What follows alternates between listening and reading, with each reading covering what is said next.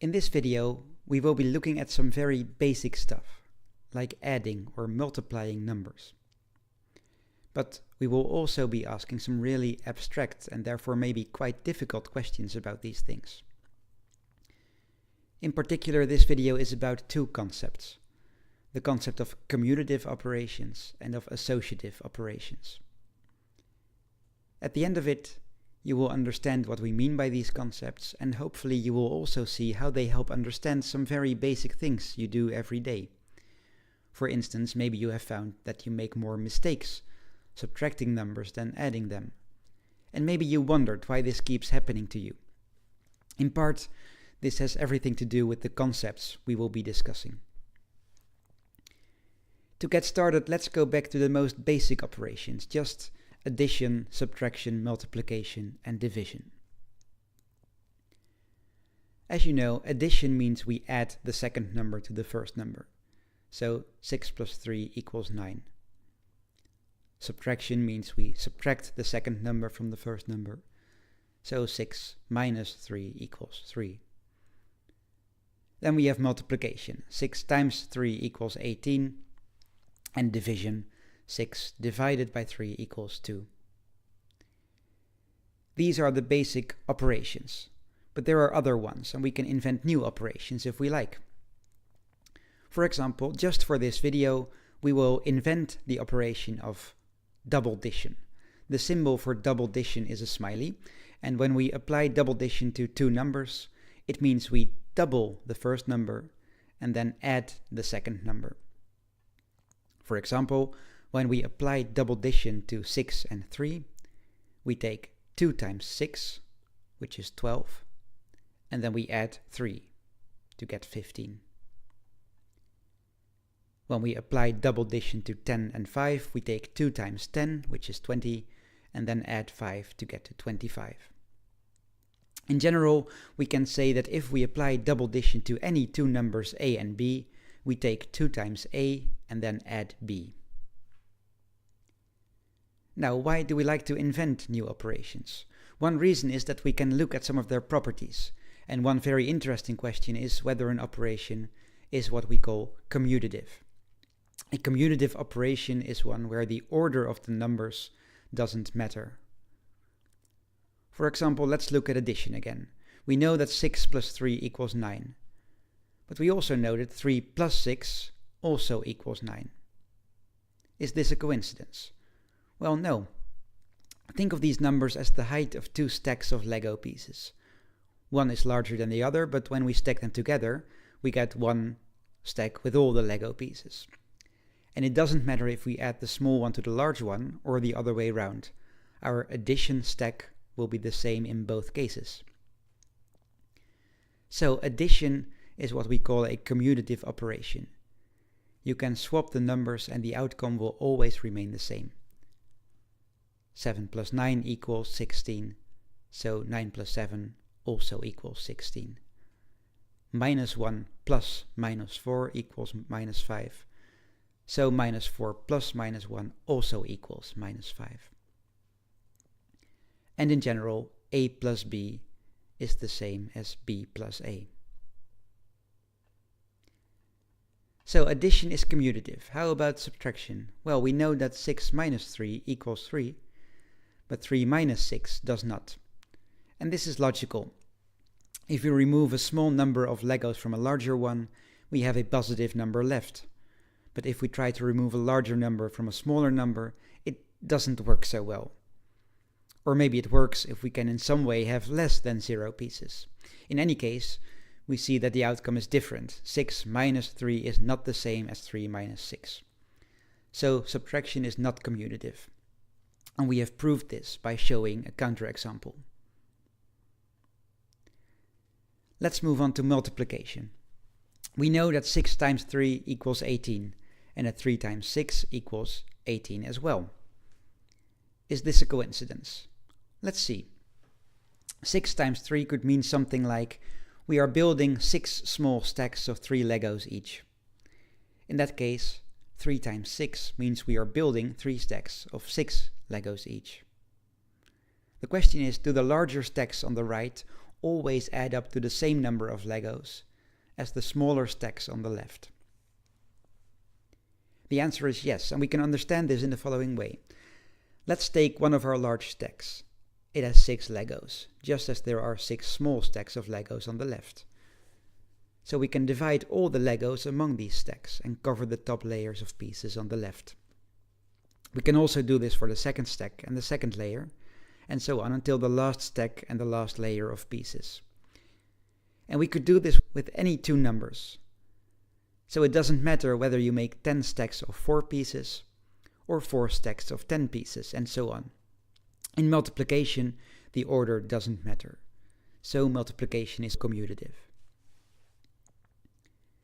How about division? Well, you know that if we divide 6 by 3, we get 2. This means that if we divide 6 Lego pieces into 3 equal stacks, every stack will have 2 Legos.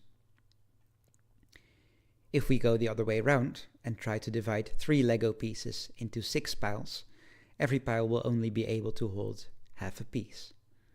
So dividing 3 by 6 is different from dividing 6 by 3. So multiplication is commutative, but division is not. How about our own new operation, double addition? Is this commutative or not? We can test this by applying double addition to the same numbers but in a different order. To remind you, the symbol for double addition is a smiley, and it means doubling the first number, then adding the second number. So let's apply this to 6 and 3. We take 2 times 6, which is 12, and add 3 to get 15. Now let's swap the numbers and apply double addition to 3 and 6. We take 2 times 3, which is 6, and then add 6 to get 12. 15 and 12 are not the same. So apparently the order of the numbers matters. Double addition is not commutative. Another question we can ask is whether our operation is associative. This means the order of the operations doesn't matter. For example, let's look at addition again. If we add 6, 3 and 2, we get 11. But we can also place brackets to make clear which of these numbers we want to add first. For instance, we can place brackets in the beginning, around 6 and 3. This means we first add 6 and 3, and then add 2. 6 plus 3 equals 9, and if we add 2, we get 11. We can also place the brackets at the end. This means that we first add 3 and 2, and then add the result to 6.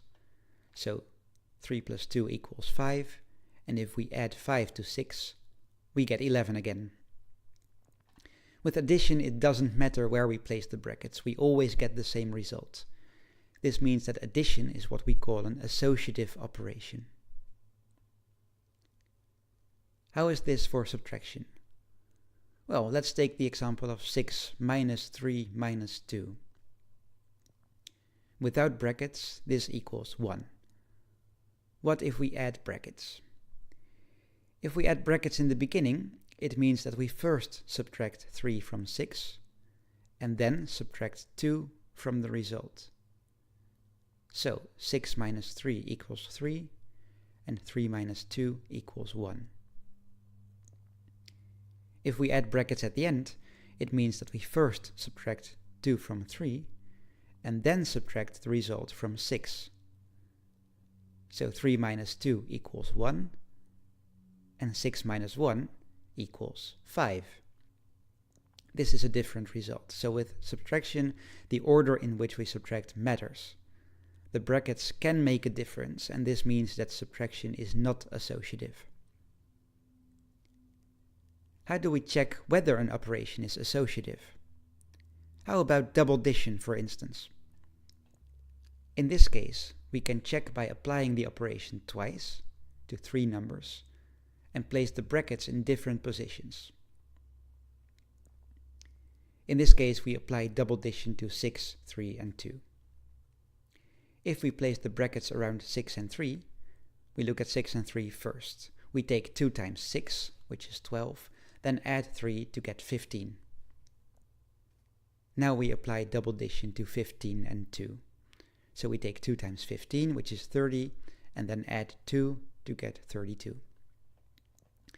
What if we place the brackets in a different position, around 3 and 2?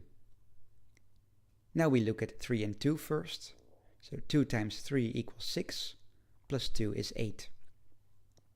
Next, we apply double addition to 6 and 8, and we get 2 times 6 plus 8 is 12 plus 8 equals 20. So placing the brackets differently leads to different results. Our new operation is not associative.